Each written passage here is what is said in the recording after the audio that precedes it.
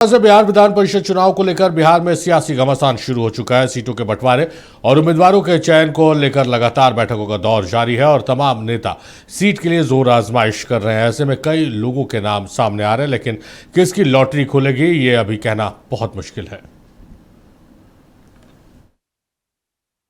विधान परिषद चुनाव को लेकर जेडीयू के राष्ट्रीय अध्यक्ष पूर्व मुख्यमंत्री नीतीश कुमार ने एक बड़ी बैठक की।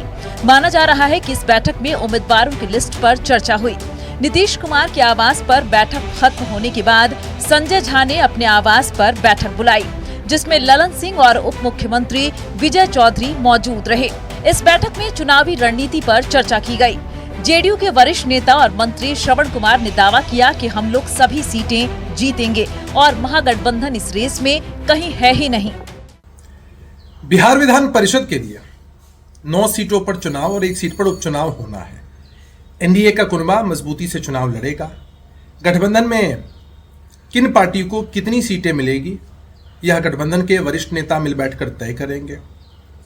रहा सवाल हमारी पार्टी का, हमारी पार्टी ने हमेशा हर समाज के लोगों को प्रतिनिधित्व करने का मौका दिया है।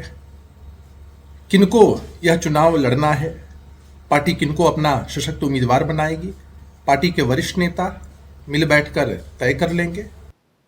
जब पहले कुछ हुआ है तो संभावना से इनकार नहीं किया जा सकता है। हम लोगों के बड़े नेता मंथन कर रहे हैं और मंथन के बाद जिनको उम्मीदवार बनाया जाएगा वो चुनाव लड़ेंगे, चुनाव जीतेंगे और जो हमारे एनडीए गठबंधन के जितने सीटें हैं सब सीट हम लोग। सत्ता पक्ष की बैठकों पर विपक्षी दलों ने करारा तंज कसा है। आरजेडी का कहना है कि विधान परिषद चुनाव को लेकर एनडीए में घमासान मचा हुआ है। सभी सहयोगी दलों के लोग अपने अपने उम्मीदवारों को भेजना चाहते हैं, जबकि महागठबंधन में उम्मीदवारों को लेकर कोई संशय नहीं है और हम जीतेंगे भी। इनका दावा है कि सत्ता पक्ष में कई असंतुष्ट विधायक हैं जो हमें समर्थन करेंगे।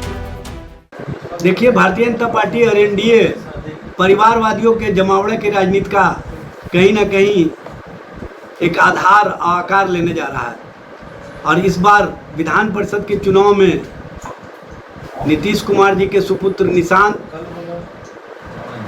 उपेंद्र कुशवाहा के सुपुत्र दीपक प्रकाश और चिराग पासवान अपने परिवार के किसी सदस्य को सेट करना चाहते हैं और दूसरी ओर जीतन राम मांझी जी भी इस कवायद में हैं कि उनके परिवार का सदस्य सेट हो जाए। इंडिया गठबंधन के पास पर्याप्त वोट है। एक प्रत्याशी तो हम आसानी से जीत जाएंगे। इसके लिए तो आरजेडी के पास सफिशिएंट 25 वोट, 16 वोट हमारे पास अतिरिक्त है। अगर इंडिया गठबंधन के शीर्ष नेतृत्व तय करे तो दूसरा प्रत्याशी भी हमारा जीत जाएगा। परंतु ये निर्णय इंडिया गठबंधन के नेतृत्व को लेना है। उनका जो फैसला होगा हम लोगों के लिए सम्मान है। बिहार विधान परिषद की 9 सीटें खाली हो रही हैं, जबकि 1 सीट पर उपचुनाव होना है। इस तरह कुल 10 सीटों पर चुनाव होगा। सूत्रों के मुताबिक एनडीए में सीट शेयरिंग का फॉर्मूला लगभग तय हो चुका है। जेडीयू के कब्जे वाली चारों सीटें पार्टी के पास ही रहेंगी। वहीं बीजेपी के हिस्से में इस बार 3 सीटें आने की संभावना है। शेष 2 सीटों में एक एलजेपी और एक राष्ट्रीय लोक मोर्चा को दी जा सकती है। इस बीच जीतन राम मांझी भी 1 सीट का दावा कर रहे हैं। इससे बीजेपी के लिए मुश्किल खड़ी हो गई है। जहाँ तक कार्यकर्ताओं का सवाल है, किसी भी पार्टी से हमारे कार्यकर्ता सभी जिलों में कमज़ोर नहीं हैं। चाहे जिस तरह का एनडीए का प्रदर्शन होता है उसमें हमारे कार्यकर्ता बढ़ चढ़ कर के साथ लेते हैं। चुनाव के पहले विधानसभा वाइज कुछ ऐसे हुए थे, उसमें हमारे लोग काफ़ी भाग लिया था। उसका उस समय के तत्कालीन अध्यक्ष ने इसको हमको बतलाया था। उस आधार पर हमारे दिमाग में भी बनती है कि हम को माने हिंदुस्तानी अवाम मोटर सेक्युलर को एक कम से कम एमएलसी का पद मिलना चाहिए। फिलहाल एनडीए के सभी घटक दलों में लगातार मंथन चल रहा है। जेडीयू अपने उम्मीदवारों की लिस्ट फाइनल करने में जुटी है, जबकि बीजेपी ने 13 लोगों की लिस्ट दिल्ली भेज दी है। ऐसे में अंतिम फैसला दिल्ली में ही होगा।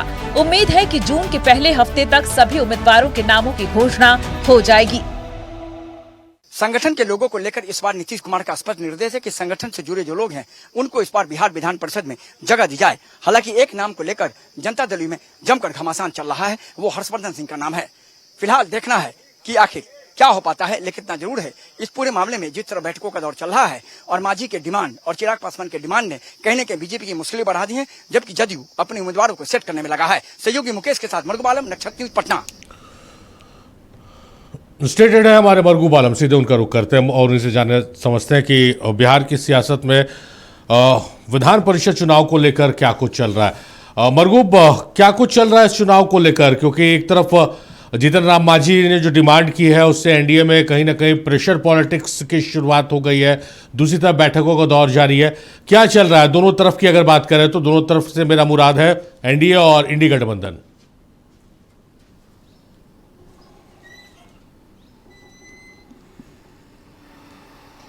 जदयू में तो नीतीश कुमार सुबह से ही एक्टिव है।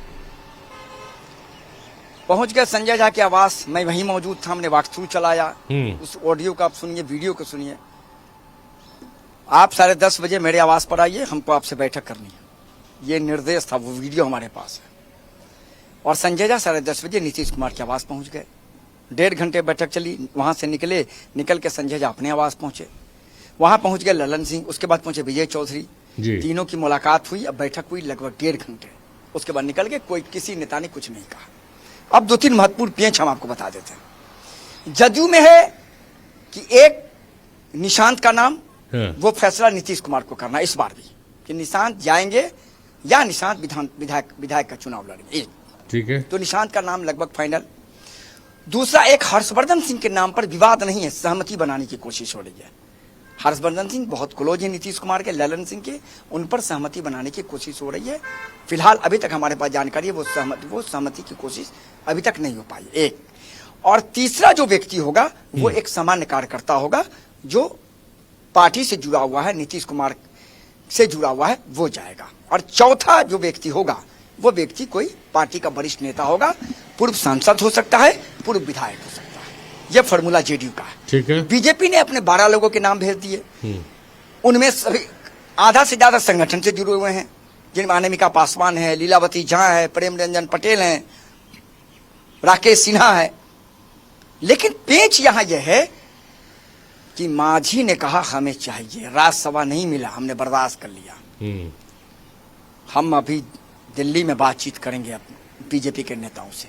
ये बीजेपी के लिए परेशानी, चूंकि मांझी से जेडीयू को कोई मतलब नहीं है। ये आधिकारिक बयान आ चुका है जेडीयू का कि मांझी के बारे में बीजेपी को सोचना, हमें नहीं सोचना। राष्ट्रीय लोक मोर्चा के बारे में बीजेपी को सोचना, हमें नहीं सोचना। तो ये दोनों चीज तो वहां है सेट। इधर चिराग पासवान ने कह दिया कि हमें भी एक सीट चाहिए। तो जितनी सीट है इब्राहिम जी उतनी सीट में बटेगी। तो बीजेपी इन फॉर्मूलों को दिल्ली में सेट करेगी। 12 लोगों का नाम गया। कल 1 तारीख है, हमें लगता है 1-2 के बाद दिल्ली में बैठक शुरू हो जाएगी और राष्ट्रीय अध्यक्ष के नेतृत्व में चुनाव समिति अपने उम्मीदवार का बैठक करेगी, अपने नामों का की घोषणा भी करेगी और मांझी जी को सीट मिलता है नहीं मिलता ये भी बताया जाएगा उन्हें स्पष्ट। चिराग पासवान का अलग है, दीपक प्रकाश का अलग है। दीपक प्रकाश के बारे में है कि वो जाएंगे, चूंकि बीजेपी की तरफ से एक प्रस्ताव उनको दिया गया है कि आप पार्टी का विलय कीजिए। उस पर उपेंद्र कुशवाहा ने कई बार कहा कि ऐसी कोई बात नहीं, आप लोग अफवाह फैलाते हैं, ऐसी कोई बात नहीं।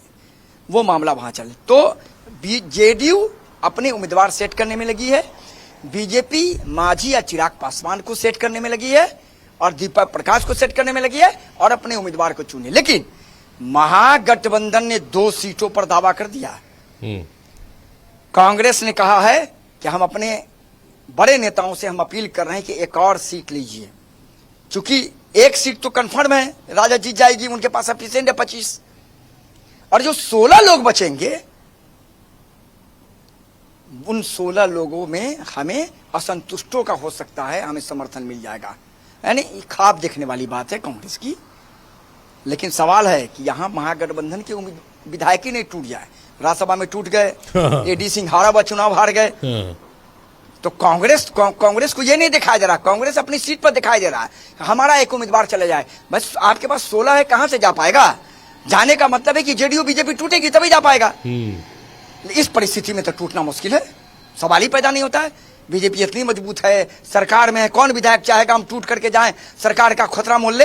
ये एक सीट ये अच्छी बात आपने कही मरगूब, मजेदार बात कही है कि ख्याली पुलाव कांग्रेस पका रही है कि भाई नाराज जो है विधायक इनकी तरफ आ जाएंगे, कहीं कांग्रेस ही ना टूट जाए।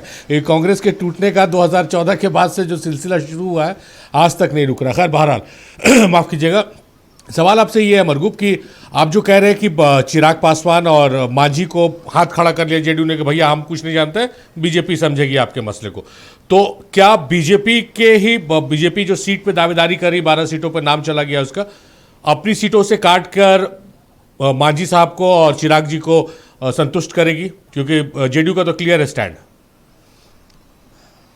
देखिए बीजेपी 3 सीटों पर चुनाव लड़ेगी, जो हमारे पास जानकारी है, कंफर्म है। 5 हो गए आपको जेडीयू और 3 8, 2 सीट बच गए। तो उन 2 सीटों में या तो एक राष्ट्रीय लोक मोर्चा को दे, या चिराग पासवान को दे, या मांझी जी को दे, बात खत्म हो गई। तो 2 में से किसी 3 गठबंधन सदस्य में से दो को ही मिलेगा। तो इसीलिए मांझी जी ने कहा कि राज्यसभा हम याद दिलाएंगे बीजेपी को कि राज्यसभा में आपने हमें कहा, नहीं दिया, हम चुप रह गए, हम आपके प्रति ईमानदार हैं, लेकिन इस बार हमें मिलना चाहिए, हमारी मांग है ये। अब देखिए ये फैसला बीजेपी को करना, लेकिन इतना जरूर है चिराग पासवान का पल्ला ज्यादा भारी है।